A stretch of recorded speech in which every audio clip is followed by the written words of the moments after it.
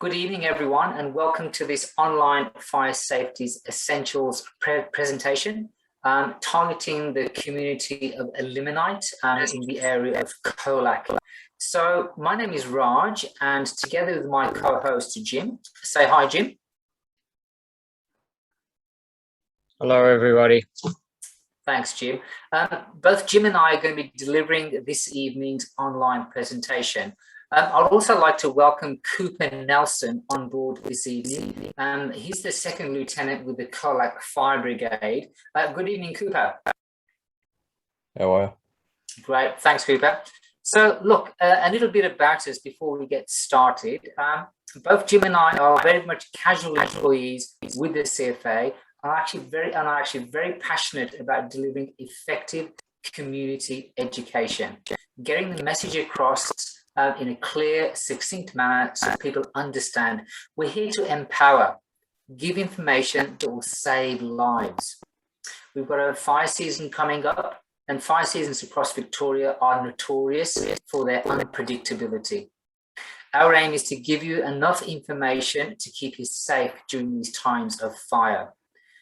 We want to keep the community safe, and survival, risk management, and of course, the preservation of life is our primary focus.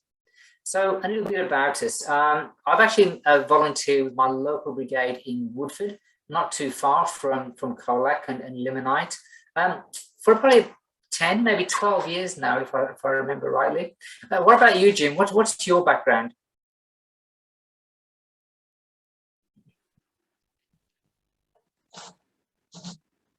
To Kesterton about a bit over a year ago. Corporate background, training and educating people in the corporate environment, though. Got an opportunity with CFA. Yeah, love it. Haven't looked back. It's great, and you feel like you're doing good community rather than just, it's all about, not about dollars and cents like it is in the corporate world. Yeah. Fantastic. Thanks, Jim. So, as is traditional, I would like to offer a respectful acknowledgement of the traditional custodians of the lands on which this meeting is both hosted and received today. The Gulindinjan and the Gardubanad people are the traditional custodians of the Colac Otway region, and pay our respects to the elders, past, present, and emerging, and of course, any other Aboriginal people joining us this evening. What I'd like to do now is get all the technicalities out of the way, hand over to Jim to talk to you a bit more about the technology that we're going to be using today that's going to allow you to communicate with us and make the most of this evening's presentation. Thanks, Jim. Thanks, Raj. So as Raj pointed out at the beginning, tonight's webinar is recorded just for the benefit of future people that might want to view the information and for us to review our performance. Obviously you guys can see and hear us, but we can't see and hear you, but you can still communicate with us, and we welcome you communicating. We learn from you as much as you learn from us, so it's a two-way reciprocal thing. One way that you communicate with us, if you're not familiar with webinars, is through the chat function. So you can see on your screen at the moment, there's a tab in the middle there. If you select the chat button, you'll see that it opens up a box in the right-hand side, and then you can type your comments into the box where it says type message here. So if I give you a simple question such as, where would you be joining us from today? If you'd like to have a go at using this technology, you can type into the box where you are joining us from today. Good learning experience for those who haven't done webinars before. And I think the COVID obviously has forced everybody's hand to have to think about ways to communicate, and not on a face-to-face basis.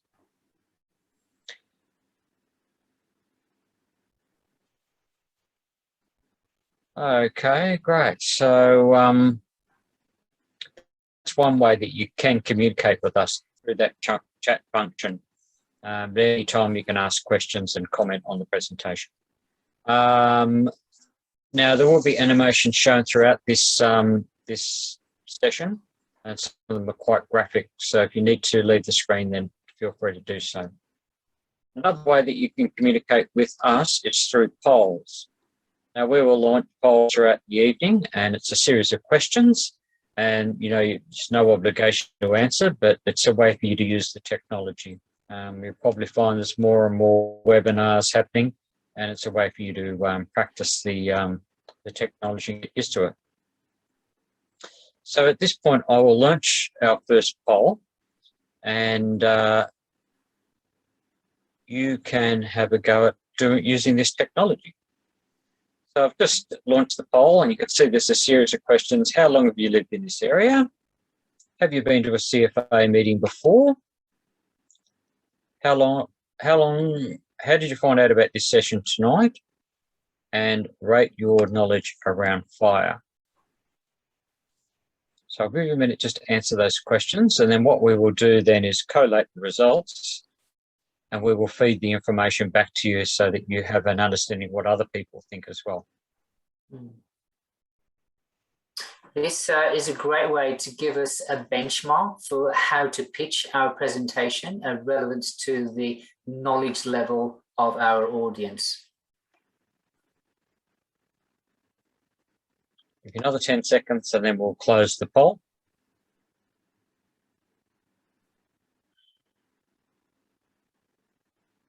Alrighty, I've ended the poll, and now I'm going to share the results with you so you can see that they come up on your screen. So one person's lived, 50% of the audience has lived in the area for 1 to 5 years, and the other one, 50% is 10 years plus. Have you been to a CFA meeting before? 100% of participants said yes. How did you find out about this webinar? CFA, social media and other. And the audience tonight has a very high understanding of fire safety.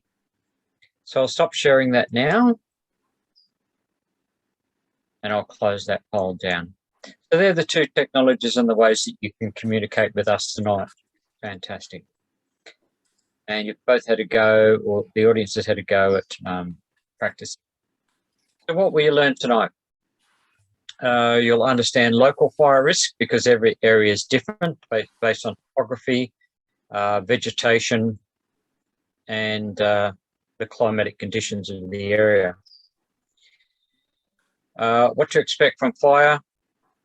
You know, fires are to a degree unpredictable, but there are some commonalities that affect how we can respond to it.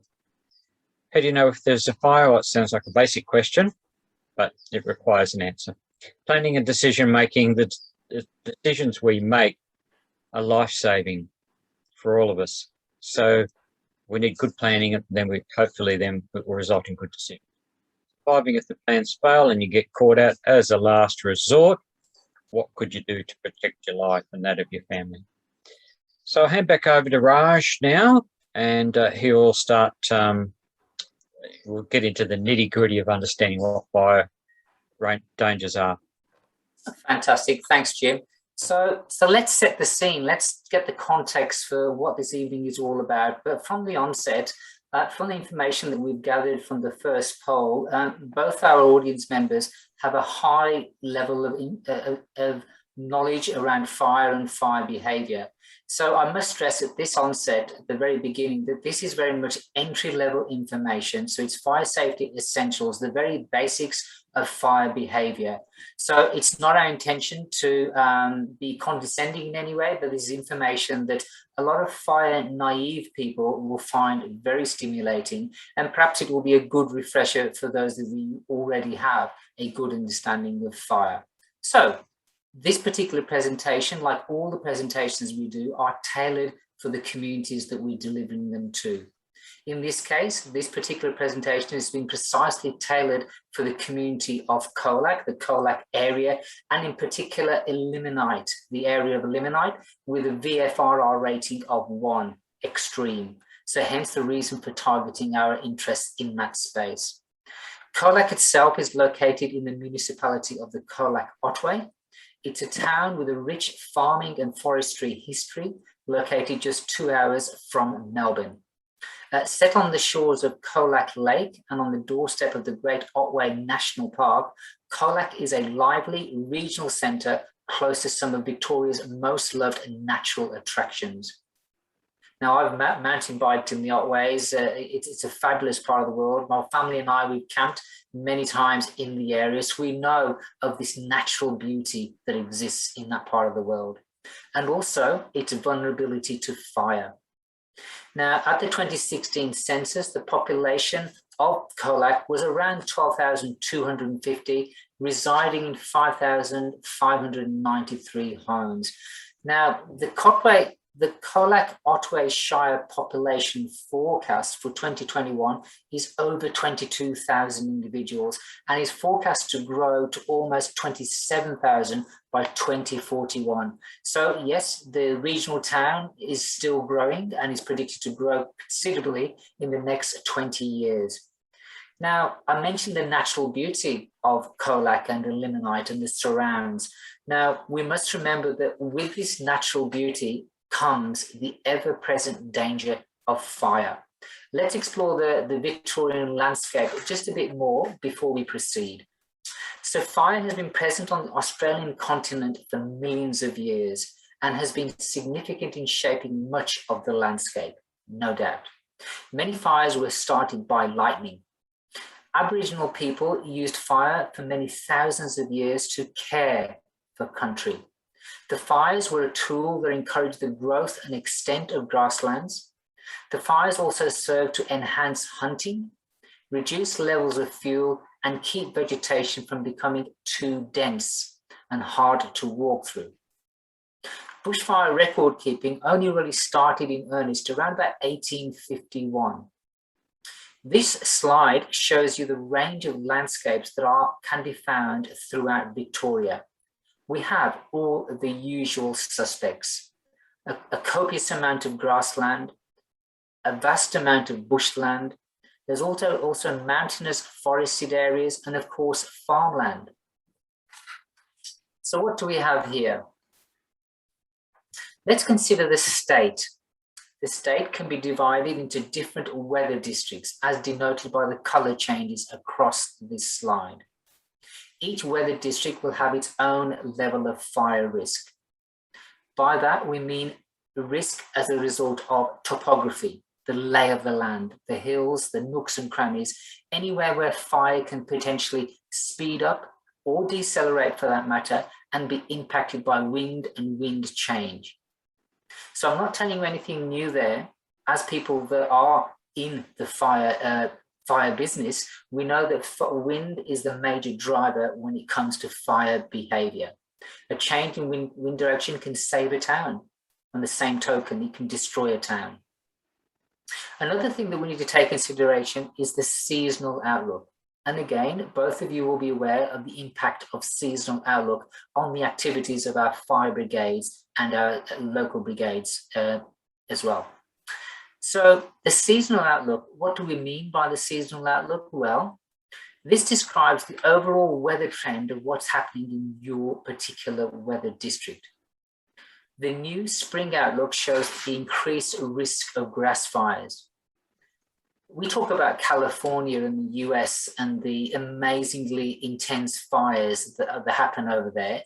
Victoria is no different. Victoria is also one of the most bushfire prone parts of the world.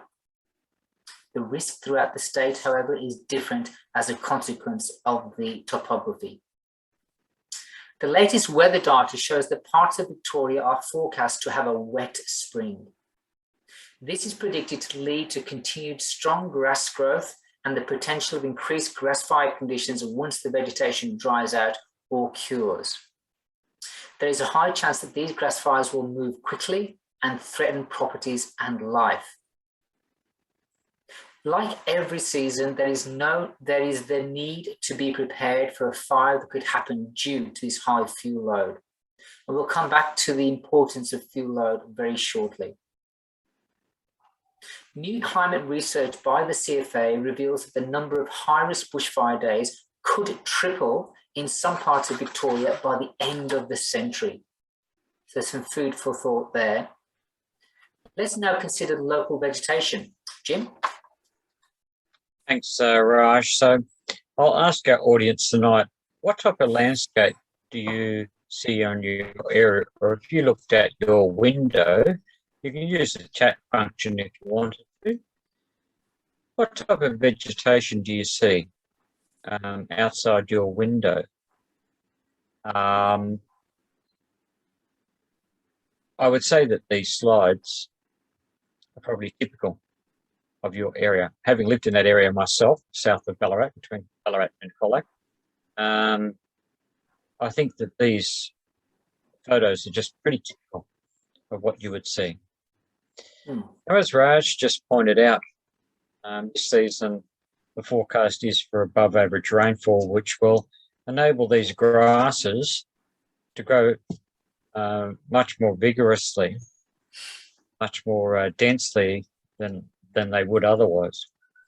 Now, this is a risk for the area around there because obviously once you've got a fuel load that dries out, if there's extra fuel load, then it creates a bigger fire and a more dangerous fire.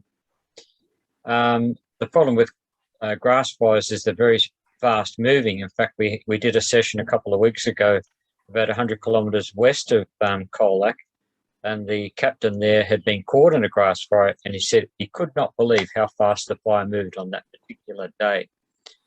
So grass fires will move very quickly, as you probably both know from your own experience. Now, around Colac, of course, you know, the hills are what you see in these pictures here, from slow grades to quite steep hills, and a lot of gullies like you see in that picture in the centre and the bottom. And for every 10-degree increase in the slope, the fire will double in speed. So obviously that creates a very dangerous scenario for anybody fighting a fire. So that's the type of vegetation you have in your area. What about local risks, though? I will launch a poll here so you can all participate in understanding local risks. It's a multiple choice question. You can answer as many of these choices as you wish. What are some of the things that could make your local area high risk area? Is it high fuel loads, high tourist areas in summer, potential speed of grass fires, numerous grass fires sparked by embers, narrow winding roads, tree limbs hanging over all excess roads, and escape routes? I'll give you a minute just to answer those questions, or pick whichever you think is the most highest risk for your particular area.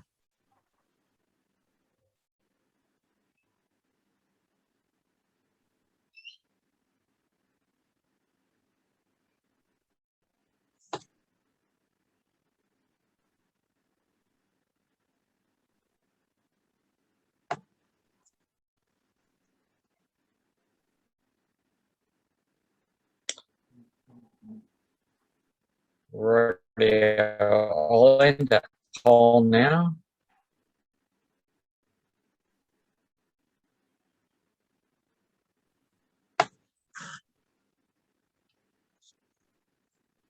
What did the audience think? Narrow winding roads,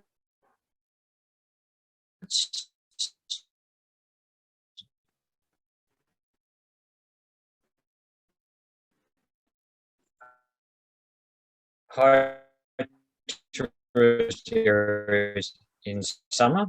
Yeah, definitely. They're if they're not, potentially they might not be fire safe and don't realise the dangers, and their camp area. And they may have, for example, because there's a fire, of course, it slows all the loads. There's a very potentially that could be a very high risk for your particular area as well. So there's the results that the audience thought. And I'll stop sharing that now, and I'll get rid of the poll.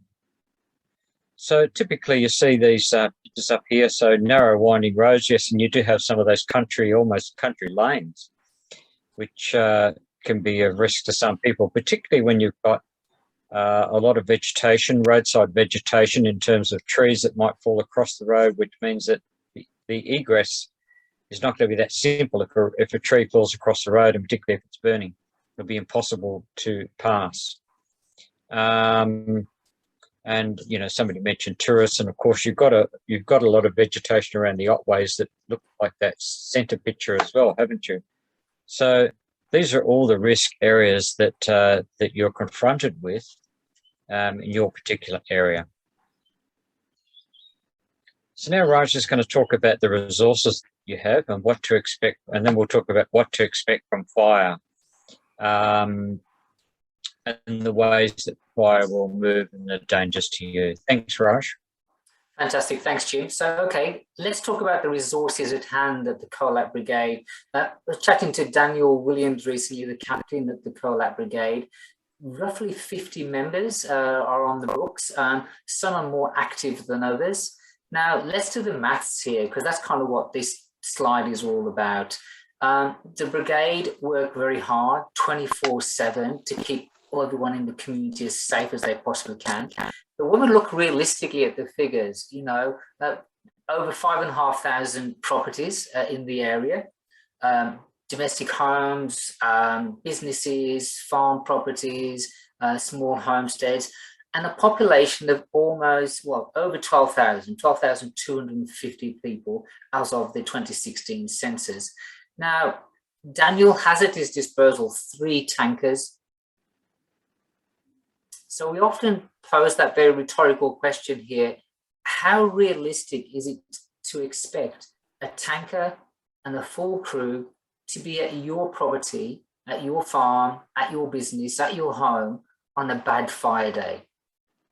That's what we have to think about here and be realistic. And this is why we advocate that community members take ownership of the situation and have a fire plan in place on those bad fire days. We're hoping that this Fire Safety Essentials presentation will give you enough information for you to make informed decisions, knowing what you know about fire behaviour. We can't reinforce enough how important it is to have a fire plan. What to expect from fire? So we're not going to beat about the bush here. We know that Victoria does have a lot of fires. It's got a fire history. 2 summers ago, we saw huge fires in multiple parts of the state.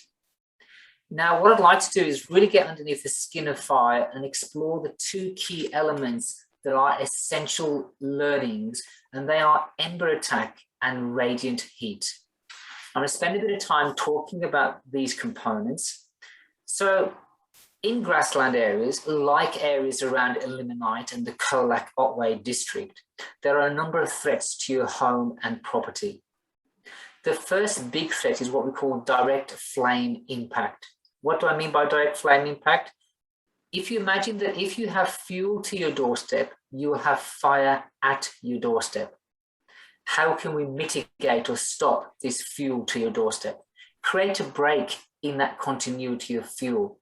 Have a gravel drive, a veggie patch, anything that's going to stop the continuity of fire reaching your door. The second one is what we call Ember Attack. What is Ember Attack? Well, I'm not going to say much about Ember Attack because I know that our 2 viewers this evening will be all over it and understand its impact. But I'd like to play the following animation for you. And both Jim and I make no reservations on how graphic and shocking this possibly can be when you first view it. But it's designed to shock because fire is an unpredictable force of nature that we cannot underestimate. So this presentation of the animation will last about 3 minutes or so. I'm now about to play it.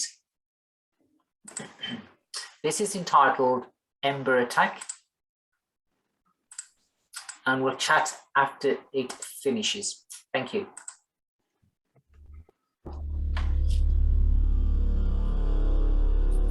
During a bushfire, embers will reach your home long before the flames do. Ember attacks are the most common way that houses catch fire. Embers are burning leaves, twigs and pieces of bark. They help the bushfire spread by starting spot fires ahead of the main fire front. Short-distance ember attacks happen when leaves and small pieces of bark are blown from burning trees. The intense shower of sparks that forms fills the air with hot, burning embers, which will land on nearby vegetation and properties. The hot embers can easily land and get into your clothes and burn your skin, eyes and airways. Small fires will start all around you and quickly become uncontrollable. The resulting chaos creates confusion as the fire seems to come from many directions, meaning it will be difficult to make good decisions about your safety. The experience will be physically exhausting and emotionally traumatic. Long-distance ember attack is caused by large bushfires that generate intense heat. As the hot air rises, it forms a column of smoke that sucks in air like a vacuum, increasing the intensity of the fire. The updraft in the column lifts embers, like large pieces of burning ribbon bark, hundreds of meters into the air, where strong winds can carry them many kilometers beyond the fire front. On Black Saturday, embers travelled more than 30 kilometres ahead of the main fire. When these embers land, they often start fires where leaves naturally accumulate, like in gutters, doorways and garden beds. So while you might think you're safe when a bushfire is far away, embers can fall from the sky and land around your home long before you even know there's a fire. But remember, your home isn't the only thing under threat during an ember attack. By the time you realise the danger, it might be too late as escape routes become jammed. Embers can also start fires on roads and block them completely, making late evacuation dangerous or impossible. That's why leaving early, before a fire starts, is always your safest option.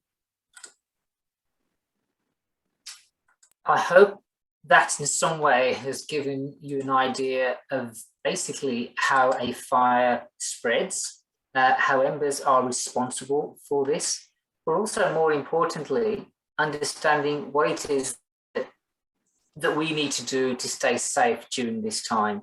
Ember attack is the biggest cause of property loss during the fire. So this is the first player that we need to understand when we're talking about fire and fire behaviour. Embers and ember attack flying up to 30 kilometres ahead of the fire front and causing considerable damage to both property and lives. I'd like now to consider the second item of fire behaviour, and that's radiant heat. Jim, would you like to say a few words about radiant heat while I queue up the next animation? No worries, thanks, Raj. Raj talked about ember attack is what causes property loss.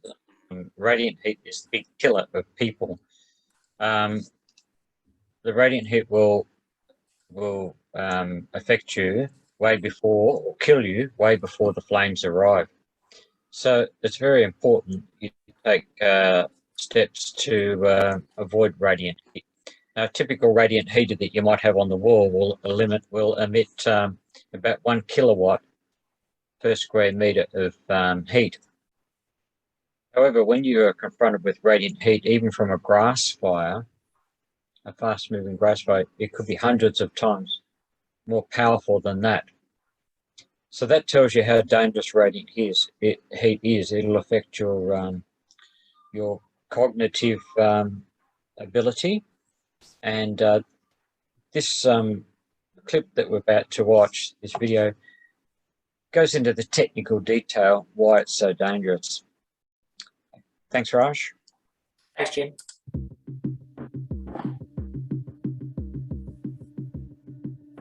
Victoria is one of the most bushfire-prone parts of the world. Every summer, bushfires threaten properties and lives. But did you know it's not the flames that kill most bushfire victims? No, it's the radiant heat. Most victims die from the effects of radiant heat long before they're reached by the flames. Radiant heat is what you feel when you sit next to a campfire. If a campfire heats up to 2 kilowatts per square metre, you'll feel that it's too hot and will want to move back from the fire. If you don't, this amount of radiant heat is enough to cause burns and blisters in as little as 40 seconds. At 12 kilowatts, it can cause some materials like dry timber to ignite. A bushfire can reach 100 kilowatts, and the effects can be truly catastrophic. For humans, radiant heat can cause burns from 100 meters away and cause a dangerous increase in body temperature. Radiant heat can cause the rapid onset of heat stroke. Heat stroke damages your brain, meaning you won't be able to concentrate to make good decisions as the fire arrives. Other impacts include severe damage of internal organs and death. There are some things you can do if you're caught in a fire. Cover your skin with long-sleeved natural fibre clothing, like wool.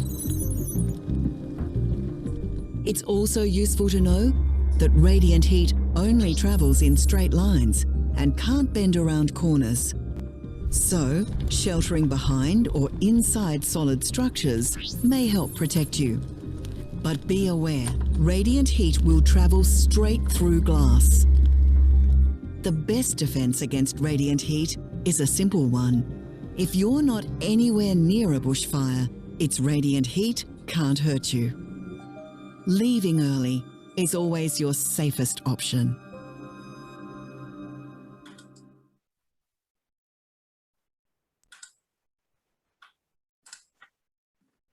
Thanks, Raj. So I think, both our audience tonight is very experienced, so I'm sure would realise the dangers of radiant heat.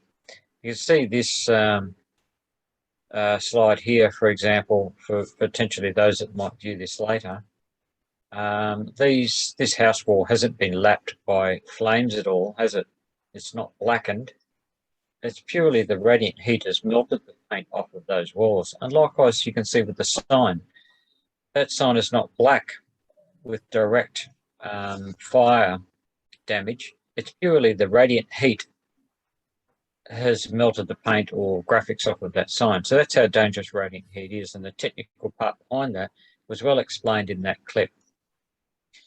After bushfires, generally CFA will interview those people that were there at the event and get some comments from them about their experience. And it's interesting to note what these comments were, or what these comments are, in our next slide. And it's no wonder CFA advocate this this motto of leave early, get out of its way. If you were sitting on a beach and there was a tsunami coming, would you sit there? Simply you wouldn't. You'd be way off in the mountains well before it got there. And likewise, we have a tsunami of heat and fire potentially coming your way. Why would you stay? Don't put yourself or your family in its way. I'll give you a moment just to read those comments.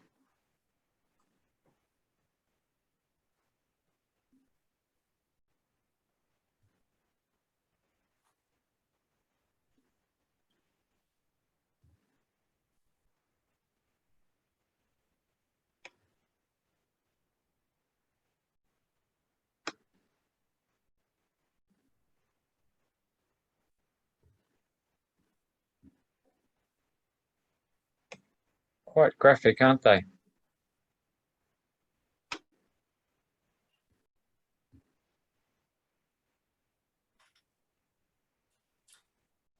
So what I'd like to do now... We'll move on now. I'll pass back on to Raj. Yeah, thanks, Jim. What I'd like to do now is I've opened up the lines to both Lucy and also to Cooper. just to offer their comments on the content that they've seen and heard so far. Lucy, first yourself, your thoughts. Hi Raj, hi Jim, how are you? G'day, Very how well, are you, thank Lucy? you. Yeah, look, obviously being a volunteer as well as a community presenter with CFA, I'll put that out there now. A lot of what you guys have presented can be confronting to a lot that aren't as experienced as myself and Cooper, but the most important thing is to be prepared. Be aware of your surroundings, be prepared. Don't wait for somebody else to protect you. You need to protect yourself and your own families. Absolutely. Thanks for those comments, Lucy. We appreciate that. What about yourself, Cooper? Any thoughts on the content so far? Yeah, it's a pretty accurate representation of what we experience on a fireground, or at least I have in my experience. Yeah. A pretty accurate representation of what's around Colac as well. So, and especially being Elliminyt. Absolutely. Yep. Brilliant. Okay. So thank you for your comments there. So what does this all mean for the average Joe? We've tried to peel back the layers of fire and fire behavior, and we're trying to paint this picture of just what a distressful place it can actually be, extremely stressful and traumatic in every way. Okay, why do you want to subject yourself to so much of a stress burden, so much? We talk about being risk averse and trying to stay out of harm's way. As Jim said, if you know something bad is going to happen, why be there? With fire and its unpredictable behavior, we don't know what's going to happen next. So why don't we leave early, avoid the Ember Attacks, avoid radiant heat, the biggest killer in every way, have roads that are accessible and leave before they become blocked, leave so that we're not an impediment to emergency services trying to protect other people and get to the source of the fire. You have to remember that, fire situations are very dark, disorientating, noisy, toxic, low visibility, very disorientating environments. Why do we want to be there? What's the point of being there? And this is what we're advocating here, is leaving early. It's always going to be your safest option. You can always come back to your home. So moving on to the second portion of our presentation this evening, how do we know if there is a fire? Now, that might sound like a very obvious question, but it's a very important question. So in the chat function, both yourself, Lucy, and also Cooper, let us know where do you go? Where's your go-to for information to know when a fire is happening? And while you're doing that, I might just talk to you about the fire danger rating, or the FDR. Now, it's important to know that the FDR can be found on the approach to our townships and towns, sometimes not always outside the CFA office or shed. You found it, it's also found on the radio, on social media. But I just want to dispel a couple of myths about the FDR before we move on. The first thing to remember about this is, well, what does the FDR actually mean? And I think, Jim, if you want to launch our next poll to establish exactly what our audience understand the FDR to actually mean. And remember, we don't know who's answering what in the polls. It's purely anonymous, but it gives us an idea to learn about responses and the level of information that our audience actually has. So here's the poll. The first question is, what does the fire danger rating mean? And you've got two choices there. And then, does anyone know how many code red days have happened in the region in the last 5 years? And we'll talk about code red very shortly. And of course, the third question is, does anyone know how many severe or extreme days have happened in the region in the last 5 years? Might just give you a bit more information, a bit more time there.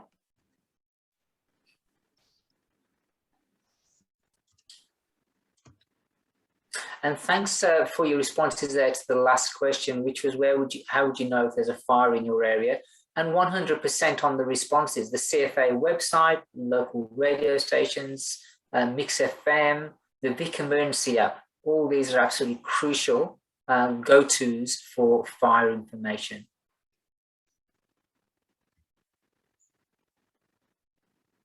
Lovely. Okay, I'll just end that poll there and share the results.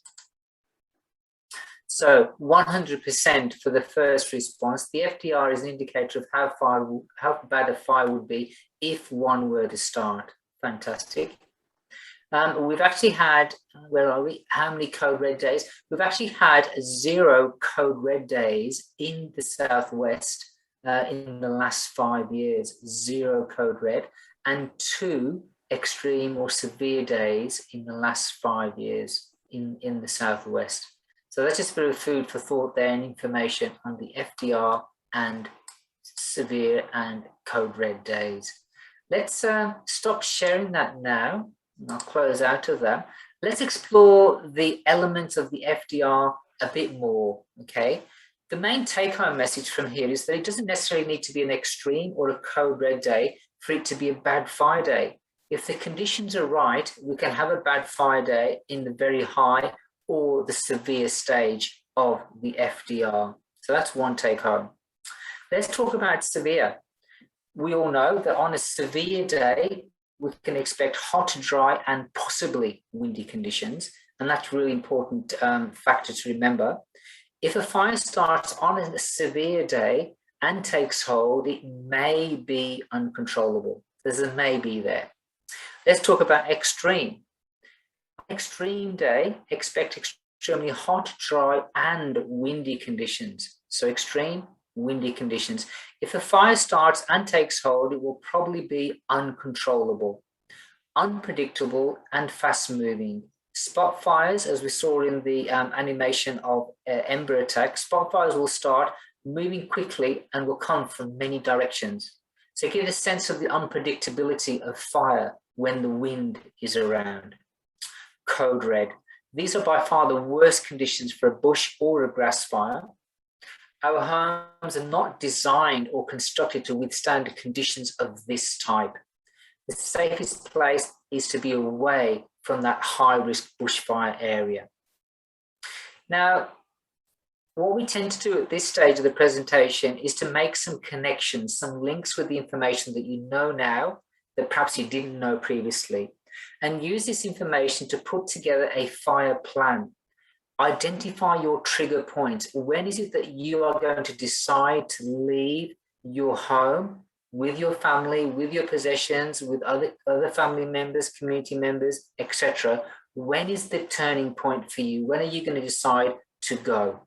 Use the knowledge that you know now about the FDR, about fire behavior, to make a plan. Leaving the day before an extreme or a severe day is always going to be a great thing to do, or leaving early in the morning is also a really good thing to do. Naturally, avoid forested areas, thick bush, and long dry grass. It's important that the fire plan is prepared with all considerations taken. Have version A, B, C, and D, depending on the elements that are involved. And we'll talk more about that very shortly. Let's talk now about the world in which we live.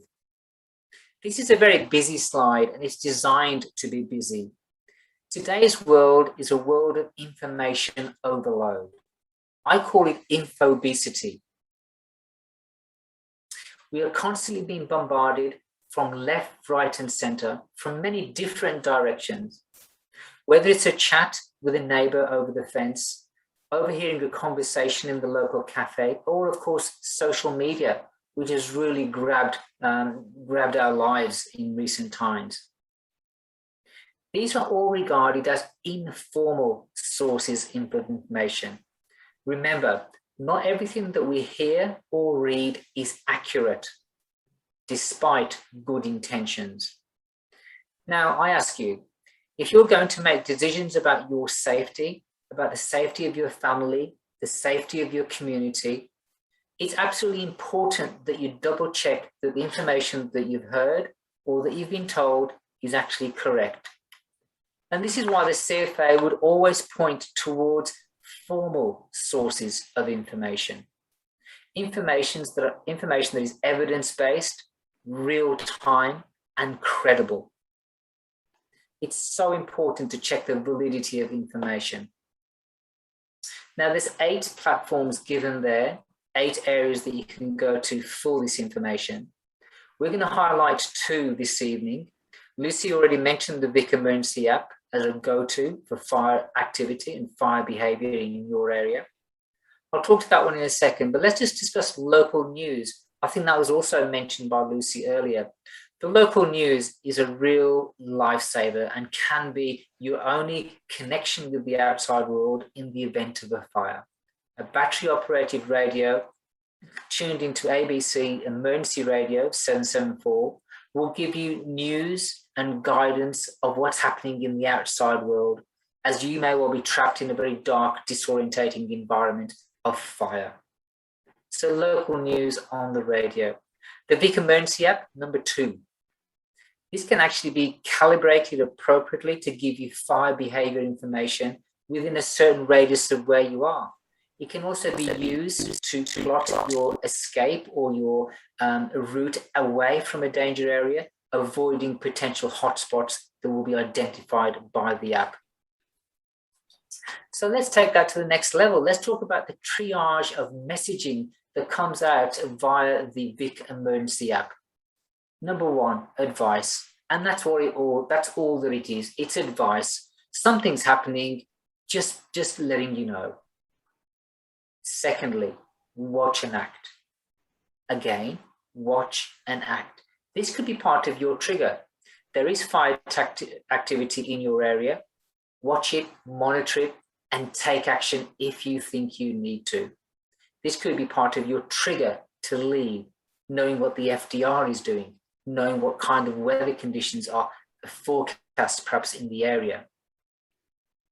And finally, the emergency warning in red, danger, double exclamation marks. You are in imminent danger and you need to take action immediately or else you will be impacted. And I make the proviso, do not wait for a warning.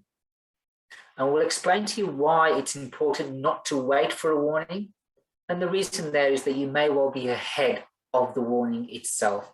And Jim will talk to that in just 2 seconds.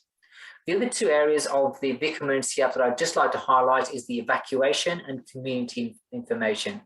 The evacuation notice will come to inform you to evacuate. And community information is just that, giving you information about fire activity that may have ceased. What I'm going to do now is hand over to Jim. He's going to walk through a scenario with you, showing fire activity and the messaging system that is out there via the Vic Emergency app. Thank you, Jim. So as Raj just highlighted, what you might be experiencing at a particular point in time might not be reflected in the Victoria Emergency app, only because it takes time for the information to get out. And this timeline demonstrates that to you. So, for example, on the far left-hand side there, you can see a fire starts. Now, just because a fire breaks out right at this particular moment doesn't mean that it's instantaneously going to be reported into 000, does it? That could take 5 or 10 minutes. And meanwhile, the fire's growing and spreading bigger and bigger all the time, isn't it? Most likely when it's driven by strong winds. So, you know, we'll say it takes 10 minutes for it to be reported in, somebody to collate the information, verify it, and put it on the Victoria Emergency app. Then it'll go to an advice warning. It'll probably take 10 minutes for that to happen, but you might be experiencing something worse than that if you live close to where the fire outbreak occurs. So it goes to the advice message as released on the Victoria Emergency app. Now, of course, this fire is continuing to grow, potential in size for 15, 20 minutes. And it may be that the warning on the Victoria Emergency app, rather than being a triage, might be just 2, because it might be going so quickly and so rapidly that it goes straight to an emergency warning and skips one step, only because it grew so quick, so fast. That's how it happens, you know, on a bad fire day. So this fire is continuing to grow this whole time and getting closer to you as that timeline moves along. So in some instances, you know, you might be ahead of the actual Victoria Emergency app. That doesn't mean that the fire still won't affect you. You need to use your own common sense as well. And how can we do that? Well, it's a pretty simple thing, really. We have to use our own common sense and our own senses to ascertain what is happening around us. Just because it's a severe day or an extreme day doesn't mean you pull the curtains down, turn the air conditioner on and say, you know what, I'm safe in here. It's not going to happen like that. So if we use our own senses, what can we do? Well, if we see smoke, well, we need to go and investigate, don't we? If we hear emergency vehicles going past our house with sirens on, then that's a warning for us to go and investigate. And likewise, if you smell fire, go and investigate. It could mean that the fire is extremely close to your home.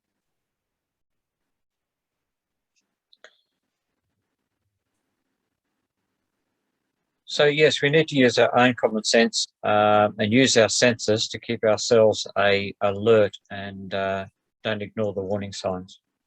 At this stage, you know, we have to make decisions, don't we? We've talked about the risks in our area. We talked about what it would be like to experience a fire. We talked about the threats in terms of Ember Attack and also radiant heat.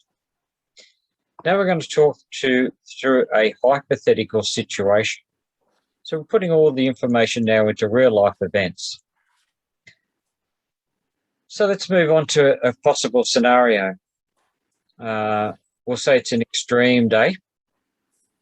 So if you want to bring that slide up, Raj, it's an extreme day. It's a typical Wednesday, and you jump in your car and you head off to work. We'll say in Colac Central. Now, as you're driving to work, as you can see in the top left-hand corner, it's an extreme day. You can see these trees are being buffeted by the strong winds. Maybe there's leaves falling across the road and little twigs. You can feel the heat through the car window as you drive along. It's one of those extreme days. You get to work and you know, it's approaching lunchtime. You hear some of your colleagues are talking about a fire that started, you know, south of town, we'll say, wherever you live. You jump on the Victoria Emergency app and you find out where the fire is at that point, and you notice that it's a short distance from your home. So you decide to jump in your car and head back to your home. But once you get halfway, there's a roadblock that's been set up. Now, the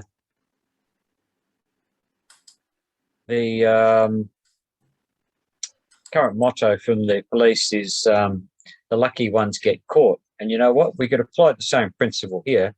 The lucky ones get stopped. And I'm sure you'll both agree with me on that particular sentence for if the police stopped you going into a fire zone.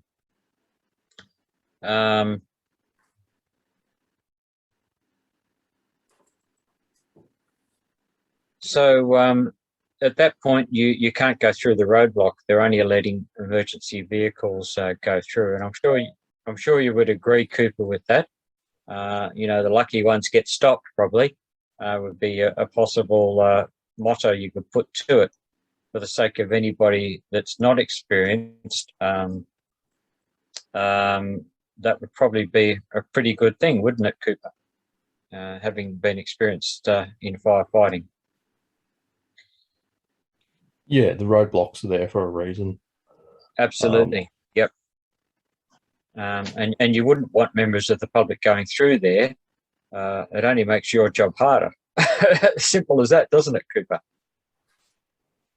Yeah, it's just another layer on top of an already complex scenario that we don't really require at that time. So adds another stress level to, and the resources drain as well to what you don't need on that particular day. So that's the scenario that is happening in that particular situation. So what does this mean? Let's launch a poll here.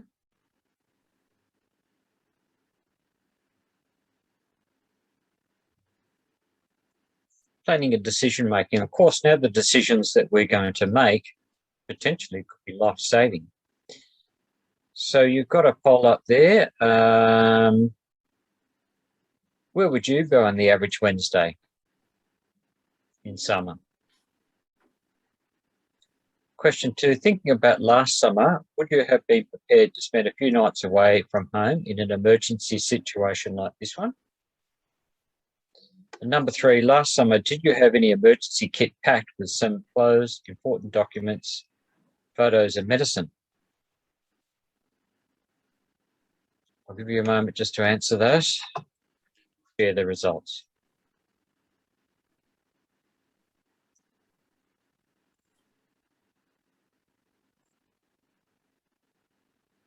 I might just interject here, Jim, and say this particular poll gives us some idea of your level of preparedness. How much foresight or thoughts did you give to how prepared you were for an extreme day? What did extreme mean to you, and how did you prepare for it? Did you want to talk through the results, Raj? Absolutely. So of the one person that responded, that person was at work and they were very prepared. They had the provision to stay somewhere else overnight and they did have an emergency pack ready. So preparation, an old Cub Scout motto, be prepared. And then when we talk about emergency management and that level of preparedness, we have to be prepared for the worst case scenario. So the very essence of fire safety essentials is to plant those seeds in people's minds, get our community members to understand how important it is to have an emergency bag ready and ready to go on that trigger point when they think it's going to be a severe day or an extreme day or a code red day. They don't need to be anywhere around there. Grab their emergency bag, grab family members, activate your fire plan and leave that area of danger. So that's the take home there. Thanks, Jim. What I'd like to do now is move on with this scenario and take it to the next stage. Now, this is the same day, except this time, when you jump on the Vic Emergency app, you see that the fire is still a while away. You can know this because the little yellow shaded area on your phone doesn't quite reach your house. You think to yourself, I've got enough time to run home and grab some important stuff. So off you go, you drive home. As you get out of your car in your driveway, you can smell smoke, so you're using your senses. It's still really windy and hot, typical of an extreme day. You check the emergency app again, the Vic Emergency app, and you see that the little yellow triangle on your screen, it's still an advice message. Remember the triage, advice, etc.? You should have enough time, you think to yourself. You frantically move around the house, grabbing your important things and start running them out to the car. Every now and then you check on your phone to see if you've been told to evacuate, but still there's nothing on your phone. So you reckon you still have time, right? You're running through a list in your head. Pets, check. Photos, check. Birth certificate, check. This is actually taking a lot longer than you thought it would. Then you notice little patches of smoke coming up from the garden bed and in that pile of leaves that you've been meaning to rake up. Embers have started falling near your home. You feel that surge of adrenaline pump through your body. You're out of time. I'd like to pose the question, what is the one thing that you could have done differently to avoid this situation? And while you answer that in the chat function, let me just add a few more layers of complexity to this situation. What are you going to do now? Here you are, you're under Ember Attack on an extreme day. Where are you going to go? Can you still drive out of your street? Is there somewhere safe that you can go to? Or do you stay at home? Do you grab the garden hose and try and put out those small spot fires and Ember Attack fires? These are all decisions you have to make, and that is without taking into consideration other people, loved ones, family members. Where are the kids? Is Jonathan at footy training? Samantha at her piano lessons? Do you have someone who depends on you, a neighbour, a vulnerable member of the community? Auntie Alice, who's confined to a wheelchair 2 doors down and lives on her own with 3 dogs? Do you have horses? Have they been moved out of the area? What if a tree has come down in the wind and is now blocking the road? Your egress route is no longer available. This probably feels like a lot to take in right now, like I'm bombarding you with questions you may not have the answer for or haven't even considered, right? And that is without the stress of there being an actual fire. So can you see the degree of complexity that's involved? The amount of stress that you're putting yourself under by not taking early action, by not leaving early, not having that level of preparation and preparedness to be out of harm's way. Now, it's crucially important, as we know, to make a plan and be prepared. One of the things that we should have mentioned at the beginning of this presentation is that there is a very good resource tab at the end of this presentation that will allow you to download a fire plan template, a plan to leave. That template should be completed by all members of family sitting around the table, so you're all on the same page when it comes to who's going to do what on a bad fire day. Know when your trigger is to leave and leave early. It's all about thinking ahead and planning before the summer starts. We've mentioned the importance of the Vic Emergency app, and that's a go-to for fire safety information. We suggest you all have the Vic Emergency app on your phone. We are planning a bushfire planning workshop in the Elliminyt area in the very near future, so I will let both Cooper and perhaps Daniel Williams know as well, the CFA captain in Colac. So as we're trying to take you on this journey of understanding fire behaviour, we're also giving you all the tools that you need to have on board to stay safe in this fire period.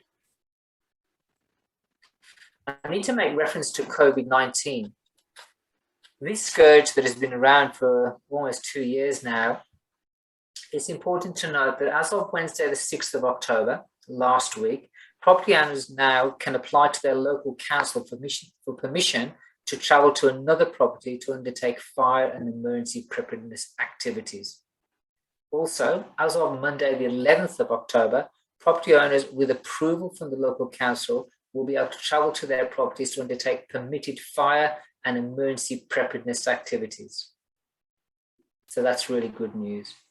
And of course, all the natural things that we've got used to now in terms of our behavior.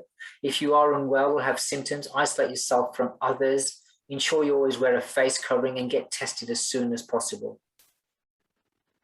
If you're in quarantine or isolation due to coronavirus, you can leave your home if you are in an emergency or your home is unsafe, but try to get back into self-isolation as soon as you possibly can.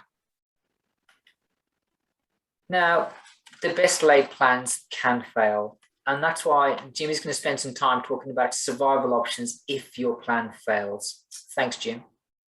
Yeah, thanks, Raj. So we're coming near the end of our session tonight.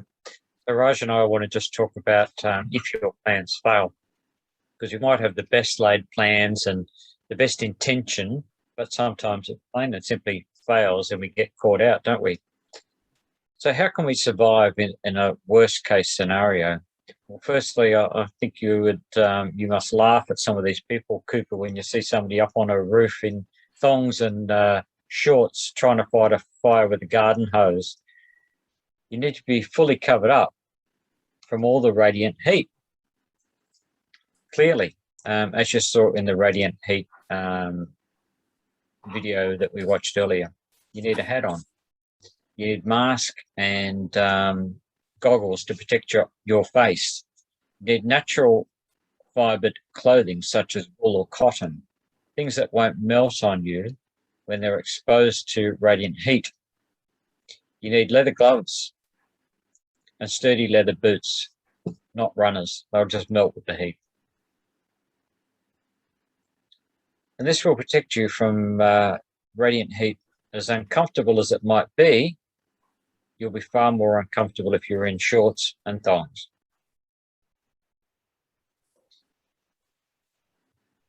Now, the other thing you need to do is protect yourself from radiant heat. As you learned in the video, the radiant heat moves in straight lines. However, it won't pass through solid objects such as a brick wall, which you can shelter behind, inside of a house, somewhere where you can block this radiant heat. However, as the video showed you, the radiant heat will pass through glass, so just be very aware of that. So now I'm going to hand back on to Raj, who's going to talk about some of the other safer zones, not safe zones, safer zones. Thanks, Raj. Yeah. I mean, ultimately, we don't want you to be in this situation, but if you do get caught out, as I say, if your survival plan fails or your fire plan doesn't go to plan, we can also go to places where there is less fuel, a less fuel load, if you like. You know, that can be an open paddock or a school oval, an open space with fewer trees, short grass. You can also move into large water courses such as rivers or dams or a swimming pool. They will give you a level of protection both from Ember Attack as well as the radiant heat. Now, so if you can't drive out and your property is not safe, try seeking these places. But look, we also suggest that driving is a definite no-no. Do not drive through fire. Heavy smoke makes it impossible to see and it can be very disorientating. You could hit a tree or have an accident, which will cause a further impediment to emergency services as well. You may block them from getting to the source of the fire and helping others. So do not drive through fire or during times of fire. The second big no-no, but we understand that it is sometimes done, is sheltering in a car from a fire is an incredibly risky thing to do. Our cars are designed to get you from A to B, not to protect you from fire. But the CFA acknowledges that sometimes, as a last resort, seeking refuge in a car might be your only option, in which case, park the car on a burnt area of ground or a low fuel ground area. Try and be off the main road. Try and park the vehicle facing the advancing fire front, so you have the engine block between you and the fire front. Grab a blanket and a bottle of water. Make sure that you close the windows and lower yourself in the footwell and cover yourself with the blanket. Use the water to drink. Do not wet the blanket because that will get hot and scald you. Monitor the fire as it approaches if you are able, and then remove yourself from the vehicle after the fire front passes. It all sounds very simple and very logical, but it's not something that we would advocate because it's an incredibly risky thing to do. The key message here is to have a plan. Don't get caught out in a situation like this.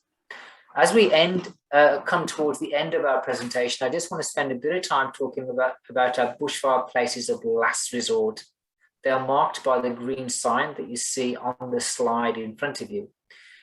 The take-home message here is that the bushfire place of last resort does not and won't guarantee safety.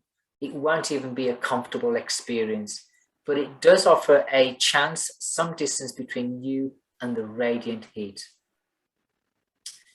To identify your places of bushfire places of last resort near the Colac, we have a total of 4, and they are Gellibrand, and that's at the Rex Norman Park, at the corner of Colac and Lavers Hill Road. Barwon Downs is the next one, and that's the Barwon Downs Neighbourhood Safer Place.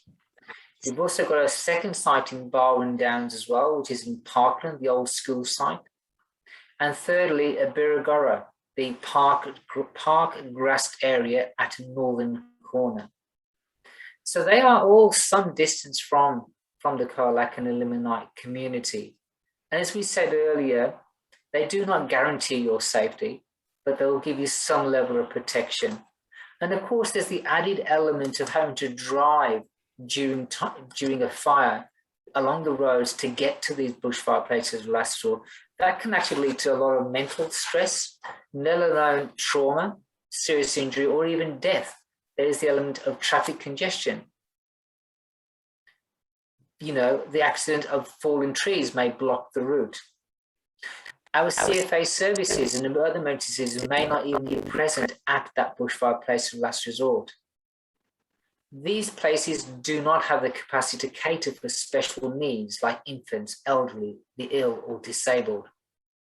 So the point that we'd like to really stress here, this is very much a last resort. Don't count on it as part of your fire plan, because you will have long gone way before the fire actually arrives. What I'd like to do now is just give you a quick summary of the key points that we've spoken about and the resources that are available at the end of this presentation. When you close out of this presentation, it will take you to a very quick survey, and the survey then will take you through to the resources tab. There's some really great succinct resources that can be downloaded both for your use and also to share amongst your community and brigade members as well. Your Guide to Survival, fantastic succinct document that will give you key points that we've spoken about this evening. Your Guide to Property Preparation, and that's the work of the PABS team, the Property Advice Visit Service. Having your property in a state of readiness will buy you time. And that's critical when we talk about some of the elements of fire and how fast fire spreads. There's also the element of having a plan. So there's a template available through the resources as well that will allow you to sit down and make the plan. And as I mentioned earlier, bushfire planning workshops have been designed and will be available in your area very soon, and we'll keep your CFA captain informed of that. Can't stress the Vic Emergency app any highly. And of course, connection to your local brigade. I mean, today we had Cooper on board as the second lieutenant at the Colac Brigade, but also Daniel Williams, the captain at the Colac Brigade, and his mobile number is given there. Daniel is more than happy to take calls and queries from community members about staying safe during this fire period. I thank Connor and Lucy for their time this evening. And before you guys go, I'd just like to launch our final poll. Jim, would you like to launch our final poll? And while you're doing that, I'd just like to say that we welcome your comments. Thanks for joining us this evening. Fantastic. So this is the final 2 questions of the evening to our 2 participants that have been kind enough to join us. And this is just to gauge some feedback of what you thought of the presentation. And this is information that goes back to our head office in terms of the quality of this presentation and the content and to yourselves. Fantastic. Thank you very much to both of you, both Lucy and Cooper. I'll stop sharing that. Before we go, finally, Lucy and Cooper, is there anything that you'd like to say before we go? Bearing in mind that this presentation will be available to the Colac community and particularly the Elliminyt community in the very near future. Any key take-home messages? Lucy, yourself first. The main thing is just stay safe. Be prepared. You may not think it can happen to you, even though Elliminyt is in the built-up area, but it can happen.